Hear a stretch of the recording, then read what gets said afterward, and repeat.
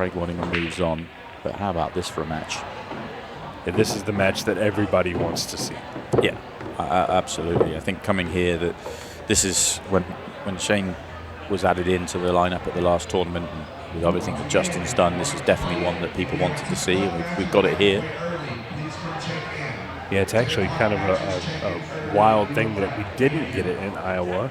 Of course, Justin just didn't have his best game in Iowa. Yeah, no doubt. He said he's practiced a lot more for this event than he did, so expect him to play better. He's played better so far. Something that me and Tina talked about is just how much fun a lot of these guys who maybe were out of pool a little bit are having in the ultimate pool format. And it holds true for Justin, and I think it holds true for Shane as well. Shane's really enjoying the format. He has a lot of fun with it. You see him smile a lot more than I ever have. Yeah, he's enjoying himself. He's having fun. He enjoys being here. It's serious, but it's it's a little bit more light-hearted, and the venue and the atmosphere and everything else. It's just a good place to be, and he's embracing that.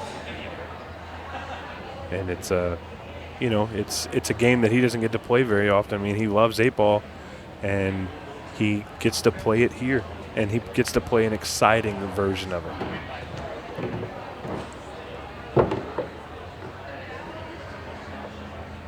Right now, though, all you can do is watch, because Justin Bergman has a pretty good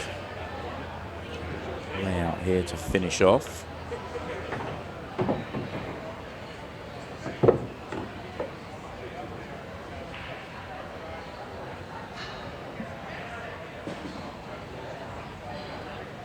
Shane came away in a nail-biter against Johnny Archer earlier, a rematch from our Iowa Shootout final.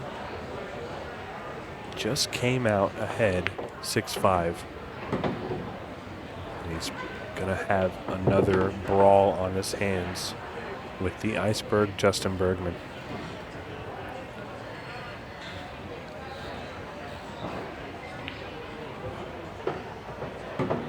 And I think Justin tasted victory in the Shootout a little while ago. It's been Colorado since he's had victory in the Shootout, and he wants another one as he takes down rack number 1. Let's see if Shane can hold his serve. Certainly give it a good crunch. Needs a ball. He got one. He got a ball. He breaks with so much power.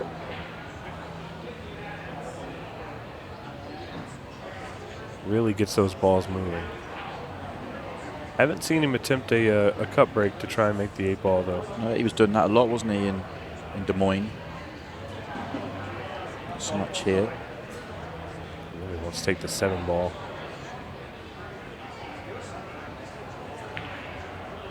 Toughest shot on the table, but if he makes it, he's really opened up to take care of this rack. It's just about execution now.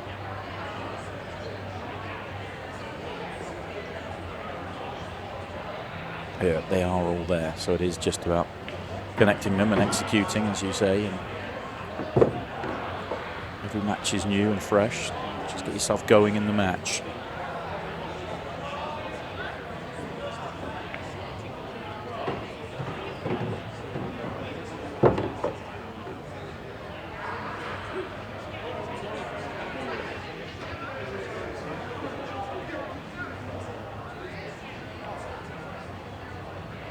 Dealt with that one well. He got a little bit more angle than he wanted, but just able to bump into that.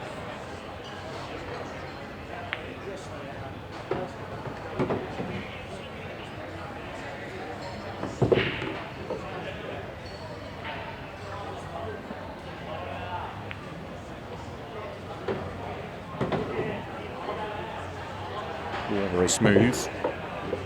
Hardest shot he's had to play was the 7 to start off. I was just about to say, this is the epitome of clean and smooth, the way he's ran this rack out. Just got to make the 8-ball. No issues there. Both players off to very strong starts. I loved the last interview with Shane when he was just kind of talking about, this is how pool should be. That's so cool to hear. 8 balls flying. Not been a fall, but he has made plenty. Racing themselves into the pockets. They were fighting to go in one of those pockets.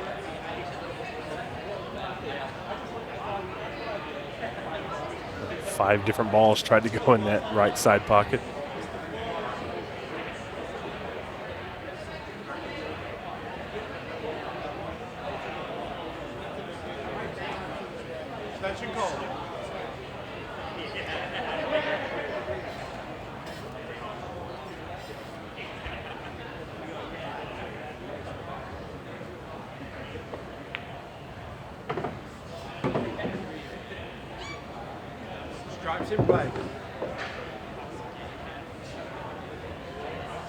He's got such a great manner around the table. Very distinctive, isn't he?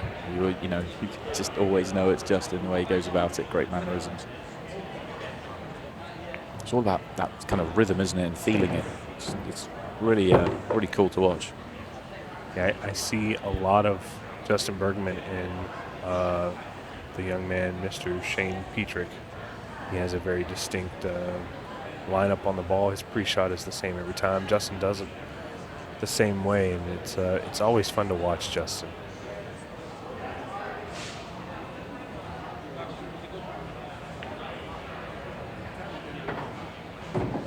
Might have traveled a little far for this one. Yeah, just has drifted a touch far. What are you trying to do here on this 15 ball? Are you? Well, you want to finish. Well, you don't mind finishing quite high on it to use the bottom rail to come up onto the 8 ball.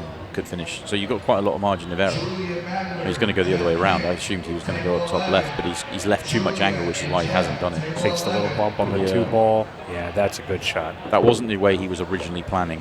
It was the other way around. It's another good thing about these players is the ones who are constantly in the winner's circle are the guys who are adapting instead of trying to stick to their original pattern. That's the funny thing about 8 ball is Justin takes down rack number 3. And that match with Craig and Skyler was very, very close. Came down to the last rack, and it was a scratch on the break that cost Skyler his debut win in his first match. Look at this layout. Yeah, this is a little bit trickier. There is work. Solids are in trouble. So are the stripes. Yeah, there's no good breakable. This is going to be very interesting to see how Shane attacks these. And you know he's going to attack here. It's just the way he plays. I'm just wondering if he could maybe take the 2 ball. No, he's going to play it. Playing the combo or the safe? Combo. Because if he makes the combo, then all of a sudden the stripes become a real option because there is a good breakable for the 1 bad stripe left in there. He hasn't landed on it nicely, and if he has to take it now, he's off angle, and he might have to take it now. Anything wrong with taking this 14 to the bottom right corner, trying to save face for your angle? Possibly. He's looking at the 10, so if he's got the angle to the 10, that's not bad. Oh, yeah, he can definitely see it. So that helped. And he's going to be able to set up very easy on the angle that he needs to pop that 13 out. That was a very off-angle combo he had to come up with. That wasn't as easy as he made it look. Very easy to miss the ball altogether. If he does indeed take the run out here, it will be a very, very good run out considering that first shot.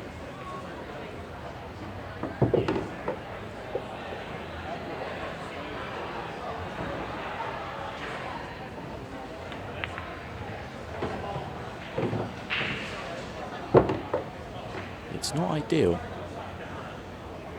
but he has a shot.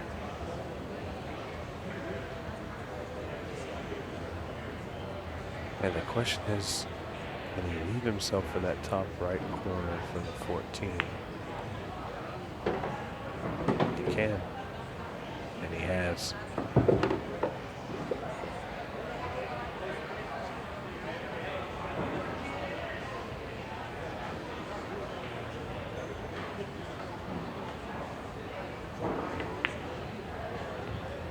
right in the heart of the pocket, and the perfect cue ball to go with it. How about this start? This is the best run out of them all so far, but 4 straight run outs with this 8 ball. And first 10 minutes of this match have been fantastic. Yeah, so definitely if you ever have one in the area you're watching from, then do your best to come and watch it live, because it's a lot of fun in venue. Nothing like the first-hand experience of Ultimate Pool USA. That's okay if you're out there watching. So you see Justin here. He makes a ball. This is going to be another interesting one here. Can he get to the 9 ball to play it? He can.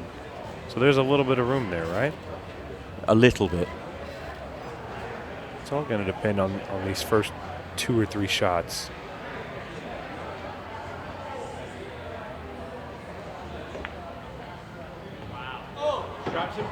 Nicely done with the first. I think he's going to be able to play the 13 ball and just nudge that 9 ball. Just got to be careful. Yeah, he could end up a little funny out there if he plays that shot. Not guaranteed. It's likely to come out really well for him. Knocking the 9 towards the corner. Having options to the right side and probably the right side most likely. Oh, but he misses the pot. First mistake in the match. He got the breakout perfectly, but forgot about the most important bit, which was the ball to be pocketed. Yeah, it wasn't an extremely difficult shot, but he was so focused on bumping that 9 ball carefully. Maybe he just took his eye off the ball just a tad. Played it quite a bit of English as well, and probably just reflected a bit more than he was expecting. Ooh.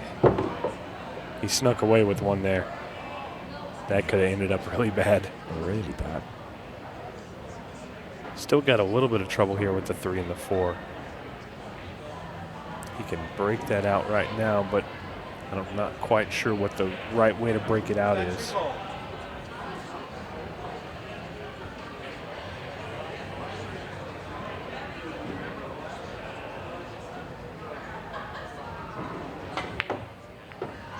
Got one. He was hoping to get both, because he's thinking if he gets that slightly thicker cannon, then he pops both into play. He's a little bit unfortunate because that was nearly perfection.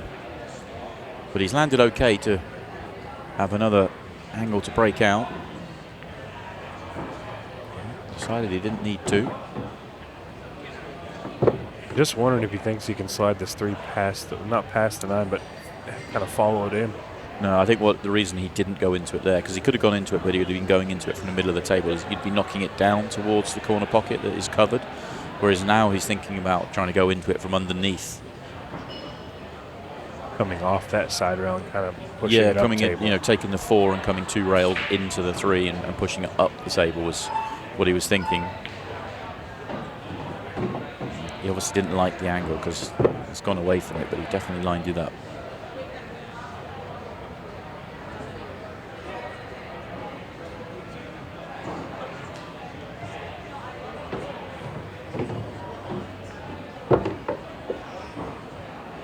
Oh, he goes. That's not a problem then. Oh, that did look tight, I was going to say it wasn't a guarantee. I think it could have gone, but yeah, it's just a little bit how tough. confident he was to plan it, because he did have other ways to deal with that. It's quite a big target off 2 rails to go into it from underneath. If he was at all worried that wasn't going to squeeze in, then I think he'd have played the breakout. So he's fully confident. Does this 9 ball still go? Yeah. Okay. Well, 2 big misses, and they're each player's first miss, so we're still on that holding serve. This was Justin's break if he can get out here. 13 ball does not go in the top left, so he's going to have to play to the side. Shouldn't be a problem. He'll be thrilled. When you make a mistake in your break in a match of this quality, semi-final, you're expecting to next touch the table at 4-2 down. So the fact he gets a second opportunity here to go in front, very positive about that. especially when you're playing somebody who has a lot of experience being around, playing with in some team events, and as well as the good news is he didn't give up anything on his break, so he can still, keep this very, very competitive, especially if he keeps breaking like that. Jeez. Look at the power. The balls are still going. He really got this one. And he's just got a small little issue down there with that 7-14. Gonna have to find a way to make that work. I think the 14 goes in the bottom right. I think it's easier to deal with the solids. Especially if he could play a combo, playing that, maybe that 2 into the, well, he can't play the 2 anymore, I don't think. Well, he was playing on it. That's the problem. Oh. Yeah, maybe a little bit rushed in the end. The way he ended up playing it. Here's an interesting one. He can cut the 6 ball. I know it's thin, but he has a lane, and potentially pop the 7 ball. I was going to say that was his breaker. So he'd have to play a very good shot to do that from here. What's he got for us? He spotted something.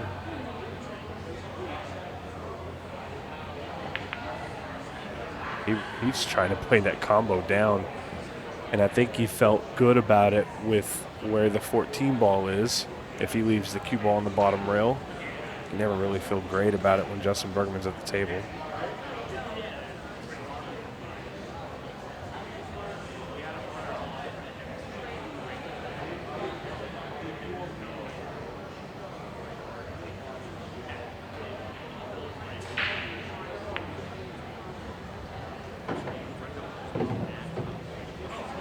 It's going to be a challenging out for Justin Bergman.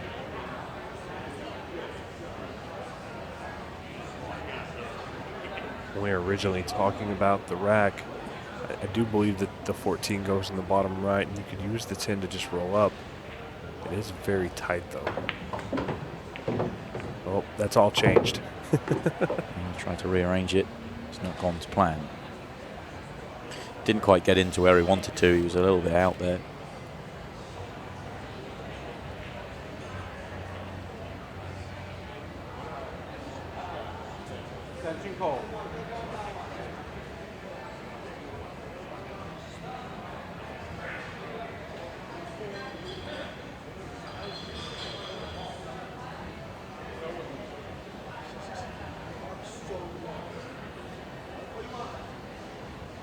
Playing safe. Yes, a little safety, a little loss of turn, hide the cue ball. Yeah, job well done. That 1 ball is very protected up there. The 6 ball is touching, so if Shane tried to counter safe, he would have to hit a rail after contact with the 6 ball. He's not going to play it though. Might play the kick shot on the 2. I think he can bank it. Probably if it, no, I don't know. I think he has to kick it.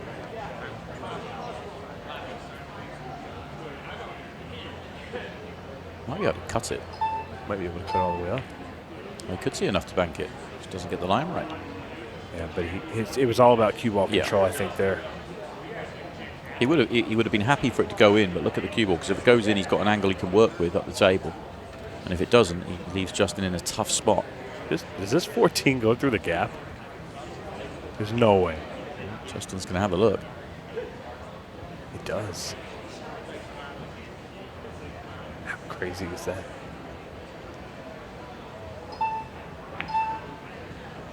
A little clip on the 8 ball, but it would have gone. It sticks the 8 in the mix as well. What a rack we've got here. Level of importance is high. This is a good old-fashioned Ultimate Pool USA time-killing rack.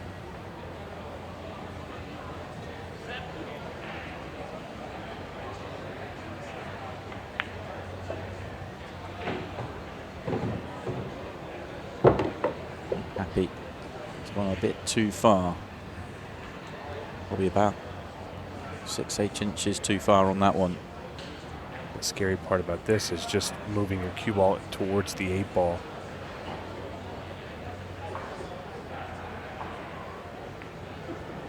Oh, he did hit the gap.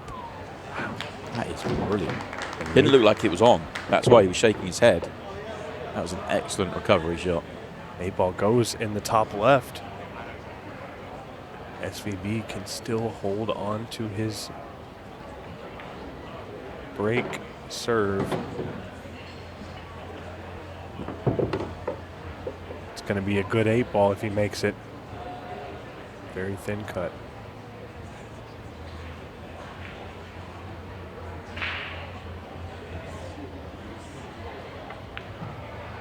And it goes, though, the back hall square with 10 to play.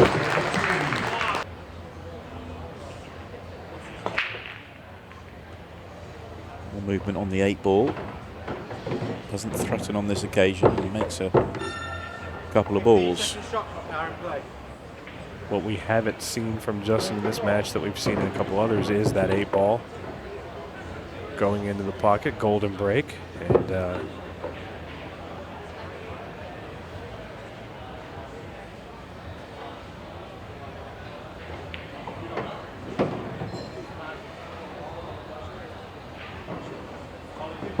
I feel very good about this layout. Everything's open.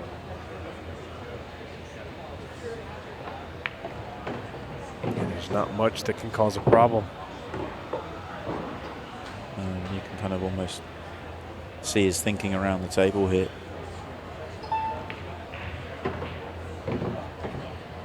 And he's gonna make the circle. Yeah. Just gonna make the circle.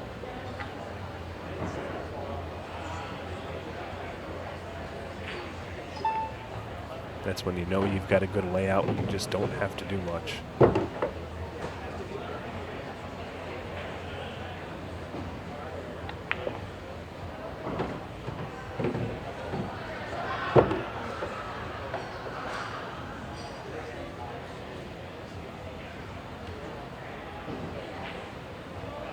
Toughest shot of the out is simply going to be playing the 7-ball and making sure that he gets a shot on the 8-ball.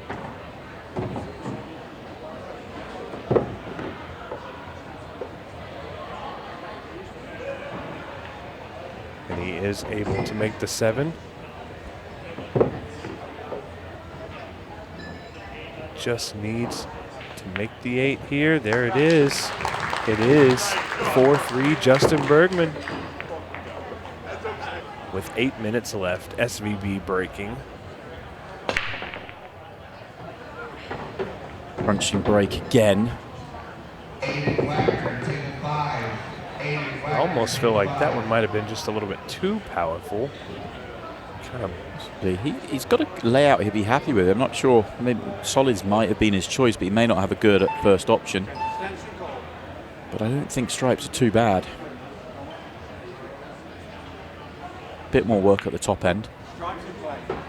9's a little bit away unless it goes down to the bottom left corner. I think it does. If it does, then there's no issues. Yeah, this is a pretty clean run. At first glance, it looked a little bit messier, but really it laid out pretty well. But the fact that these 3 at the top didn't need any movement, the fact that 12 passes the 2 makes things a lot easier there at the top end on the stripes. Really, Bane's never really been a fast or slow player, but when you think about the fact that this rack started at 8 minutes 11 seconds, this is going to be right around the minute and 15-second mark. Very quick clearance from SVB. 4-4. Both players need 2. Keep an eye on the match clock. 6:53 as well. 8-ball. Wow, that did go for a ride quick. I'll tell you, it made me jump out of my chair a little bit the way it came out of that rack. Like a rocket.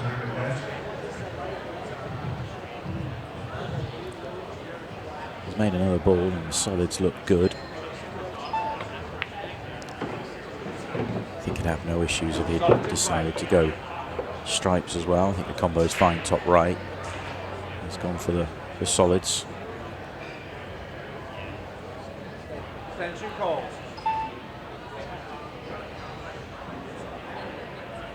I'm actually a little bit surprised with the way these were laid out that he has gone solids, but he's seen his route. And at 15 seconds a shot, you see your route and you take it. You can't have time to second guess yourself.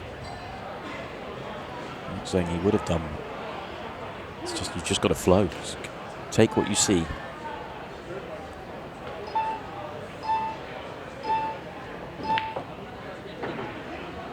And he hit that one with a very confident stroke. 2-ball is his only issue, and he'll be able to deal with it here, I believe.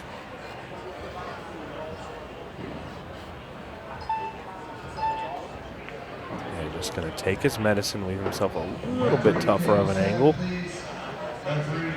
Actually works out well to just be able to roll back up for the 1.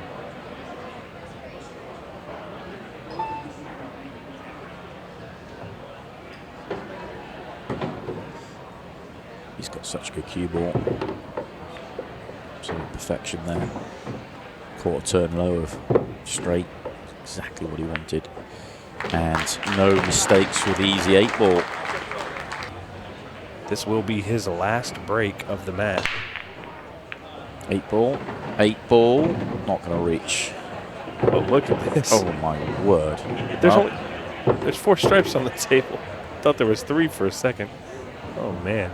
Yeah, what's he made there? Three stripes and 2 solids. Making 5 on the break. I mean, it's a little insane.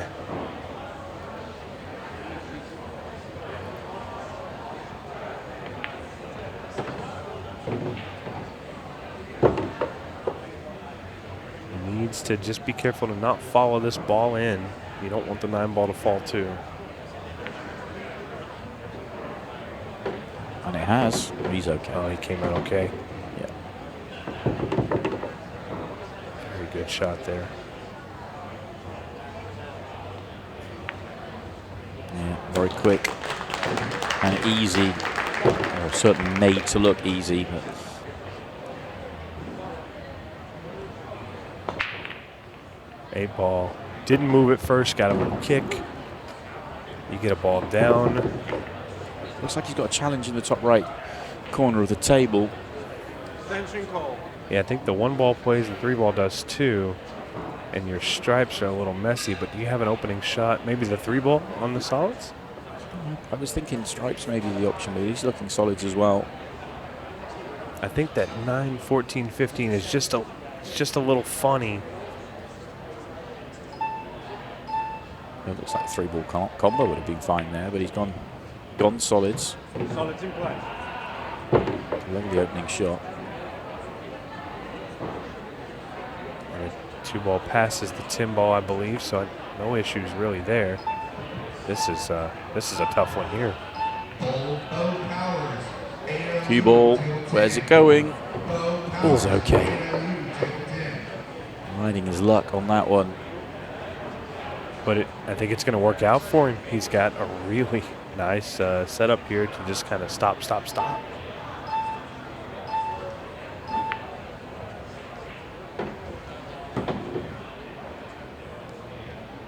And really here, if you're SVB, you didn't do much wrong other than lose the lag. Yeah, it's that one rack where he had an opportunity to punish Justin. What would that have been for 3-2, and he didn't take it. Incredible match where every single rack has gone with a breaker. And Justin Bergman had more breaks, and he wins the match. He books his place in the Boston Shootout final, eyeing up another Shootout title as Justin Bergman. Shane Van Boening will not repeat the Shootout victory in Des Moines. He'll be back for the Open tomorrow, but it is Justin Bergman that'll be back for the Shootout final later on tonight.